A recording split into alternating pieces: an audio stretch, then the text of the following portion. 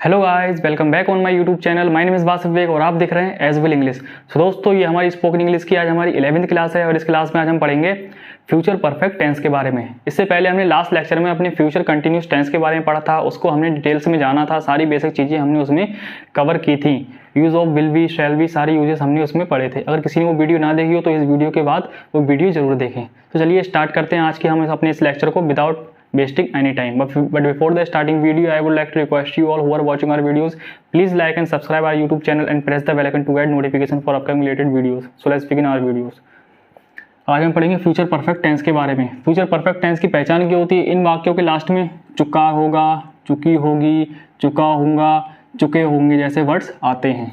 मतलब इन सेंटेंस को देखकर ये लगता है कि ये काम फ्यूचर में हो चुका होगा। ठीक, लाइक कोई इमेजिन करता है, कोई बात कहता है कि मैं ये काम फ्यूचर में कर चुका हूँगा। तो जब कर चुका होता है, ठीक, तो उसमें हम ये फ्यूचर परफेक्ट टेंस में उनके वाक्यों को बनाते हैं। ठीक, पहचान से पता चल रहा है चुका होगा, वह काम फ्यूचर में हो चुका होगा। ठीक, हो चुका होगा, ये चुकी होगी, ये चुका होगा, चुके होंगे, या मैं वो काम कर चुके होंगे, या मैं काम कर चुका हूँगा। सो ऐसे सारे वर्ड्स इन वाक्यों के लास्ट में आते हैं। अगर ऐसे सारे वर्ड्स इन वाक्यों के लास्ट में आते हैं तब आप समझ जाना ये सेंटेंस जो हमारे फ्यूचर परफेक्ट टेंस के सेंटेंस हैं। ठीक, इनके बनाने का रूल्स क्या है? हाँ सॉरी, उससे जानने से पहले आप हेल्पिंग वर्ब देख लीजिए। इन वाक्यों में helping verb will shall use होती है, साथ ही साथ उसमें हैव यूज़ हो जाता है, हैव इसमें बढ़ जाता है। फ्यूचर परफेक्ट टेंस में हमारा हैव जो है वो बढ़ जाता है, विल सेल सेम रहता है।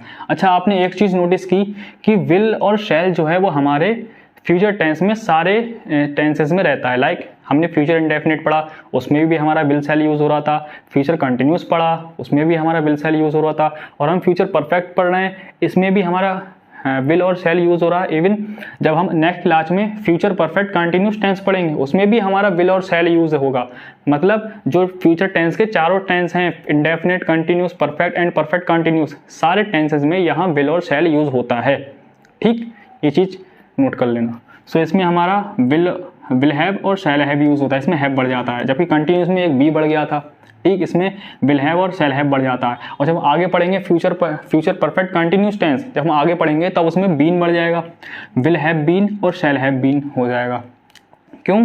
क्योंकि जो हमारी परफेक्ट में हेल्पिंग वर्ब यूज़ होती है वही हेल्पिंग वर्ब उठ के हमारी वहाँ जाती है परफेक्ट कंटिन्यूस टेंस में। हमने वहाँ हैज़ हैव पढ़ा था कंटिन्यूस टेंस में, परफेक्ट में, प्रेजेंट में वहाँ हैज़ हैव पढ़ा था, तो हमने उसके परफेक्ट कंटिन्यूस में हमने उसमें बीन बढ़ गया तो हमारा हैज़ बीन और हैव बीन हो गया था।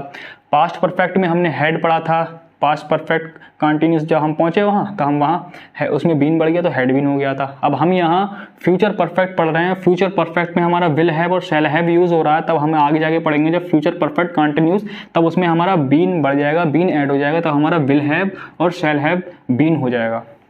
ठीक, क्लियर है? दो हेल्पिंग वर्ड यूज़ होती हैं, विल हैव और शैल हैव, और वही यूज़ करने का तरीका है सब्जेक्ट के हिसाब से। ही, शी, इट, यू, दे, किसी पर्सन का नाम, किसी वस्तु का नाम आता है तब हम विल हैव यूज़ करते हैं, और आई और वी फर्स्ट पर्सन हमारे सब्जेक्ट आते हैं तब हम शैल हैव यूज़ करते हैं। ठीक, क्लियर? अब हम आते हैं सेंटेंस की तरफ।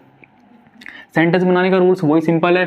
सबसे पहले सब्जेक्ट, फिर हमारा हेल्पिंग वर्ब विल हैव और शैल हैव यूज़ हो रही है तो हमारी विल हैव या शैल हैव यूज़ होगी अकॉर्डिंग टू द सब्जेक्ट। उसके बाद हमारी वी थर्ड यानी मेन वर्ब की थर्ड फॉर्म, उसके बाद हमारा ऑब्जेक्ट। जो वर्ब की थर्ड फॉर्म है वो सारे परफेक्ट टेंस में यूज़ होती है, like present perfect, past perfect और फ्यूचर परफेक्ट। जितने भी परफेक्ट टेंस होंगे सारे परफेक्ट टेंसेस में हमारी हेल्पिंग वर्ब मेन वर्ब जो है वो थर्ड फॉर्म यूज़ होती है, सिर्फ और सिर्फ परफेक्ट टेंस में यूज़ होती है, ये बात ध्यान रखना। ठीक, जितने भी परफेक्ट टेंस होंगे उन सारे परफेक्ट टेंसेस में हमारी वर्ब की थर्ड फॉर्म यूज़ होगी हमेशा, और वर्ब की थर्ड फॉर्म कहीं भी यूज़ नहीं होती, ना ही इंडेफिनिट में, ना ही कंटिन्यूस में, और ना ही परफेक्ट कंटिन्यूस में। ठीक, सिर्फ और सिर्फ परफेक्ट में हमारी वर्ब की थर्ड फॉर्म यूज़ होती है। सारे परफेक्ट हैं, future perfect, present perfect, past perfect. ठीक, याद रखना। यूँ मैं छोटी छोटी बातें बता रहा हूँ, ये आप नोट कर लिया करें। ठीक है, क्योंकि ये बहुत ही ज़्यादा इंपॉर्टेंट होती हैं। अब हम अपना बनाते हैं सेंटेंस बिना कुछ देरी किए। सेंटेंस है हमारा, देखिए, वह अपना काम कर चुका होगा, देखिए चुका होगा आ गया।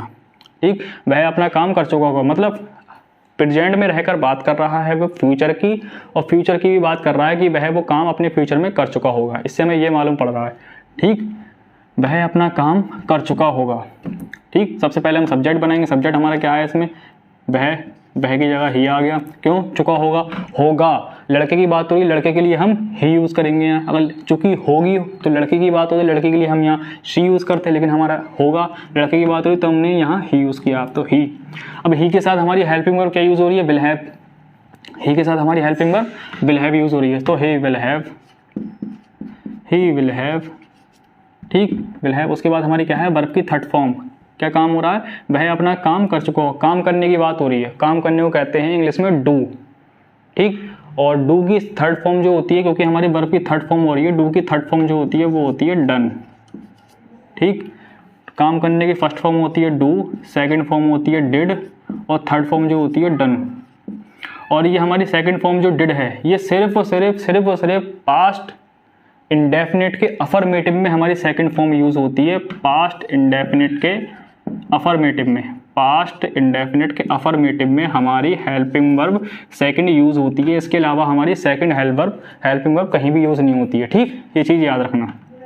डू डिड डन, ये हमारी फर्स्ट हो गई, ये हमारी सेकंड हो गई, ये हमारी थर्ड हो गई, तो हम यहाँ थर्ड फॉर्म यूज़ करेंगे डन, ठीक। ही विल हैव डन, क्या बात हो रही है? काम करने की। He will have done his work, अपना को हिज करते हैं, क्योंकि लड़के की बात, लड़के के लिए हम यहाँ हिज यूज़ करेंगे। अगर लड़की की बात हो रही है तो लड़के के लिए हम यहाँ हर यूज़ करते, लेकिन यहाँ लड़की की है नहीं, लड़के की बात हो रही तो हमने यहाँ हिज यूज़ किया। He will have done his, काम करने को कहते हैं work,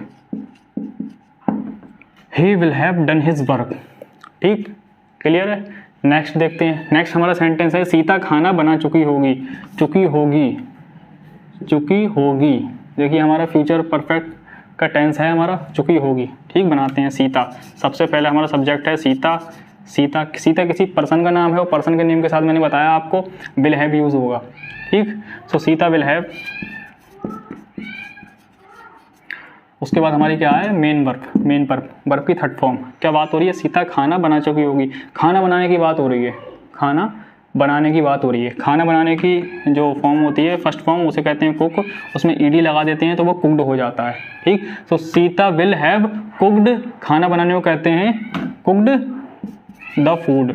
Sita will have cooked the food, Sita will have cooked the food. Next देखिए, हम क्रिकेट खेल चुके होंगे। हम क्रिकेट खेल चुके होंगे, हमको इंग्लिश में कहते हैं वी, और आई और वी के साथ शैल हैव यूज़ करते हैं हम, ठीक। तो यहाँ हमारा क्या यूज़ होगा? यहाँ हमारा यूज़ होगा शैल हैव, आई और बी के साथ शैल हैव यूज़ होगा इसके, आई और बी की शैल है। उसके बाद वर्ब की थर्ड फॉर्म क्या हो रहा है? हम क्रिकेट खेल चुके हैं, खेलने की बात हो रही है, खेलने को इंग्लिश में कहते हैं हम प्ले। ये हमारी फर्स्ट फॉर्म हो गई, इसमें ईडी लगा देंगे तो हमारी थर्ड फॉर्म हो जाएगी। सेकंड फॉर्म भी यही है, वी शैल हैव प्लेड क्या है? Cricket, played the match. हम क्रिकेट खेल चुके होंगे, ठीक। तो ये तो हमारे अफर्मेटिव सेंटेंस हो गए, अफर्मेटिव सेंटेंस हो गए, पॉजिटिव सेंटेंस हो गए। अगर हम इसे निगेटिव बनाते हैं तो निगेटिव कैसे बनाएंगे? सिंपल है, मैंने आपको बताया विल और हैव के बीच में नॉट आ जाएगा, हमारा निगेटिव सेंटेंस बन जाएगा। शैल और हैव के बीच में नॉट आ जाएगा, हमारा निगेटिव सेंटेंस बन जाएगा। इससे पहले हम विल बी और शैल बी पढ़ रहे थे, उसमें हम विल और शैल बी के बीच में नॉट यूज़ कर रहे थे, शैल और बी के बीच में नॉट यूज़ कर रहे थे, ठीक। इसमें हमारा विल और हैव, शैल और हैव के बीच में इसमें हमारा नॉट यूज़ हो जाएगा, ठीक है, क्लियर है। देखिए सेंटेंस देखिए, वह अपना काम नहीं कर चुका होगा, वह अपना काम नहीं कर चुका होगा, नहीं आ रहा है। सो विल और हैव के बीच में, विल और हैव के बीच में हम यहाँ नॉट यूज़ कर देंगे, ठीक। सीता खाना नहीं बना चुकी होगी, सीता खाना नहीं बनाया तो she will not have cook the food. Next देखिए, हम क्रिकेट खेल चुके होंगे, अगर मैं लिख दूँ हम क्रिकेट नहीं खेल चुके होंगे तो इसमें बन जाएगा we shall not have played the match, ठीक। ये हमारा नेगेटिव सेंटेंस हो गया। पहले हमने पॉजिटिव पढ़ा, मतलब अफर्मेटिव पढ़ा, उसके बाद हमारा ये नेगेटिव सेंटेंस हो गया, ठीक, क्लियर है। नेगेटिव सेंटेंस में कुछ नहीं करना है, विल और हैव, शैल और हैव के बीच में नॉट आ जाएगा, हमारा नेगेटिव सेंटेंस बन जाएगा, ठीक। सिर्फ इतना इसमें करना है काम। तो अब हम पढ़ेंगे इंटरोगेटिव सेंटेंस के बारे में। इंटरोगेटिव सेंटेंस कैसे बनाते हैं? इंटरोगेटिव सेंटेंस में वही सिंपल रूल्स है, हेल्पिंग वर्ब उठ के आगे आ जाएगी और सब्जेक्ट जो है वो पीछे चला जाएगा, ठीक। अगर हमारा बाकी में WH वर्ड्स आता है तो वो हेल्पिंग वर्ब से भी आगे आ जाएगा, फिर हमारा WH words, helping verb, subject, then हमारी बी थर्ड और हमारा ऑब्जेक्ट। अगर नॉट आता है तो हमारा सब्जेक्ट के बाद नॉट यूज हो जाएगा, not have be third object, ठीक। बनाते हैं फिलहाल,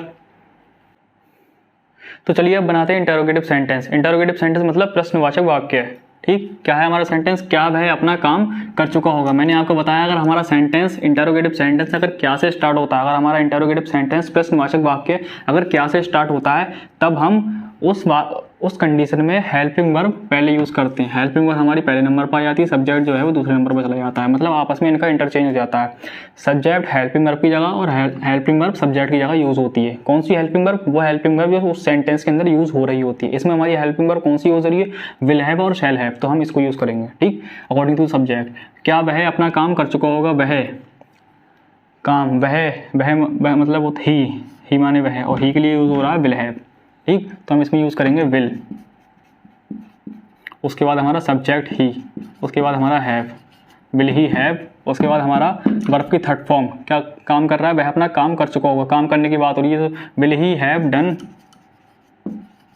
हिज वर्क, क्या वह अपना काम कर चुका होगा। ठीक, क्लियर है। नेक्स्ट देखिए, राम बाजार क्यों जा चुका होगा, क्यों हमारा बीच में आया, तो मैंने बताया अगर जब भी WH वर्ड्स हमारे बीच में आते हैं तब उन WH वर्ड्स की मीनिंग हम सबसे पहले बनाते हैं, उसके बाद हमारी हेल्पिंग वर्ब देन सब्जेक्ट, ये हमारी इसकी मीनिंग सबसे पहले बनेगी। वाई को कहते हैं हम क्यों को हम कहते हैं वाई। उसके बाद हमारा राम एक पर्सन का नेम है, और पर्सन का नेम के साथ मैंने आपको बताया है विल हैव यूज़ करेंगे उसके हम। ठीक है, तो इसमें हो जाएगा why will Ram then have, why will Ram have जा चुका होगा, जाने की बात हो रही है, तो जाने की थर्ड फॉर्म होती है गॉन।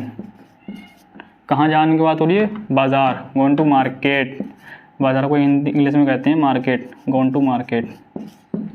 ठीक, why will Ram have gone to market.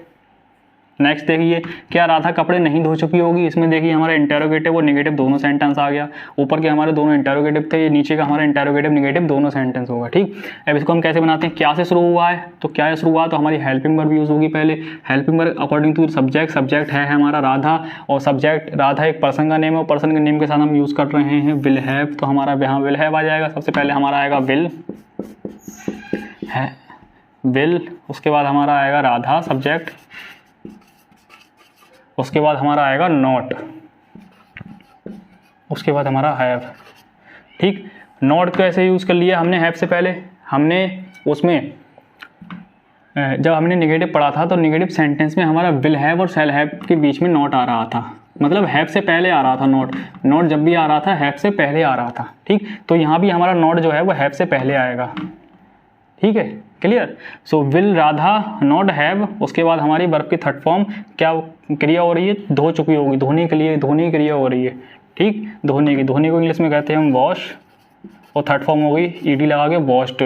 So will Radha not have washed क्या कपड़े, washed the clothes, washed the clothes. Question mark लगाना नहीं भूलें, never forget to put the question mark after completing the sentence। ठीक है, तो ये हमारा इंटेरोगेटिव और इंटेरोगेटिव नेगेटिव सेंटेंस हो गया।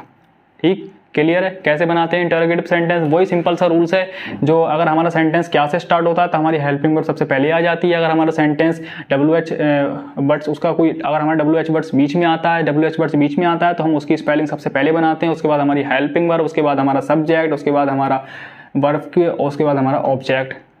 ठीक, अगर हमारा नॉट आता है तो नॉट जो है विल हैव और शैल हैव के बीच में नॉट आता है। ठीक, तो ये हमारा हो गया सेंटेंस फ्यूचर परफेक्ट टेंस का, हमारा ये हो गया कंप्लीट क्लास। सो आज की क्लास में बस इतना ही, मिलते हैं नेक्स्ट लेक्चर में, और नेक्स्ट क्लास हमारा फ्यूचर परफेक्ट कंटिन्यूस टेंस का लेक्चर होगा, जो कि हमारा टेंस के ऊपर लास्ट लेक्चर होगा, वो हमारे टेंस का लास्ट है। ठीक, क्योंकि हमने 11 टेंस कवर कर लिए हैं और वो 12वां लास्ट टेंस बचा हुआ है, उसको हम नेक्स्ट क्लास में पढ़ेंगे। ठीक, उम्मीद है आपको वीडियो पसंद आई होगी। अगर आपको वीडियो पसंद आई हो तो इस वीडियो को लाइक कीजिए, शेयर कीजिए और हमारे चैनल को सब्सक्राइब कीजिए, और ये वीडियो अपने दोस्तों, अपने कजिन रिलेटिव्स के साथ ज़्यादा से ज़्यादा शेयर कीजिए। Who want to improve their English skills, I want to be a fluent English speaker, है नहीं है। तो जो लोग इंग्लिश सीखना चाहते हैं वो मेरे चैनल को सब्सक्राइब कीजिए, उसे ज़्यादा से ज़्यादा शेयर कीजिए। ठीक, और इन सेंटेंस की ज़्यादा से ज़्यादा प्रैक्टिस कीजिए, because English wants a thing that is practice. If you will do practice hard then you can learn English easily. ठीक है, तो ज़्यादा से ज़्यादा प्रैक्टिस कीजिए और अपना ख्याल रखिए। तो मिलते हैं एक नेक्स्ट वीडियो में। जय हिंद।